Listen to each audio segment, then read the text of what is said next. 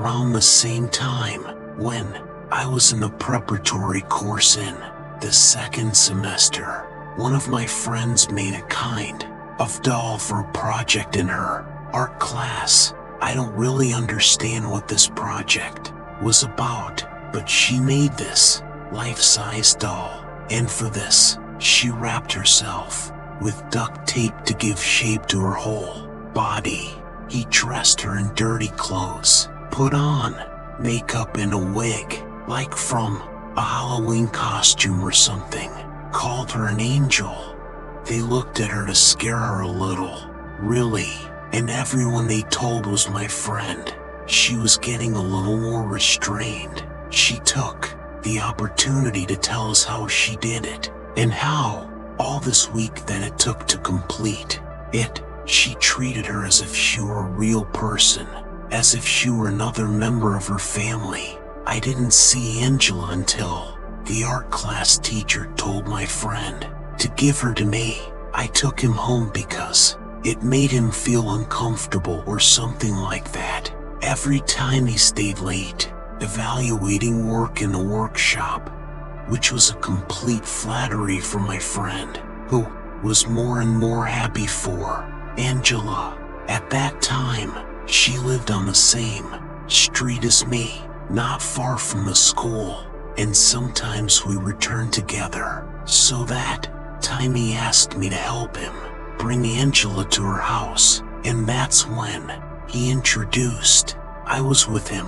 He was the size of a man, but he didn't weigh much. The problem was that he didn't touch the floor. My friend was so proud that she didn't even want to dirty the floor a little, so we took turns following her, carrying on our shoulders what she looked like. I'm not very comfortable, but it definitely seemed. The strange thing is that, perhaps because of the wind, my arms and legs moved a little when walking. It really gave me a little chill. On the way, we stopped in a small park to chat a little and sat down. Angela is next to the slide, laughing, thinking about what would happen if a poor child suddenly bumped into her.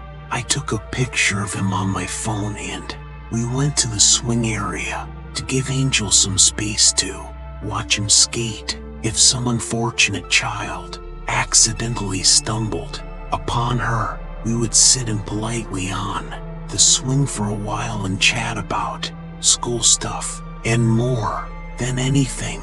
We had time to see if anyone would come to the park.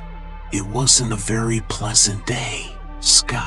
It was very dark and the park was completely alone after about 20 minutes. It started raining for a few minutes, so we took our backpacks and went to pick up Angela, who we didn't leave. But Angela called.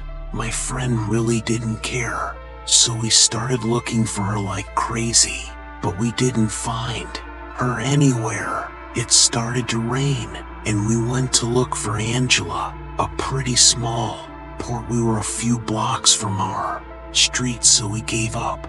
I know there's no point in what I'm about to say, but in a way I'm sure no one took her away. No one could take her away. We were looking towards the only entrance to the bar, where all this time it was just the three of us in the park. I remember we came for a walk, and we started joking that maybe he just went for a walk, and it was already funny to imagine Angela walking with her neck outstretched, her long arms and her strange legs, and we try to invite her and laugh. Despite the fact that we are soaked, we do not stop feeling something strange. But I still have her picture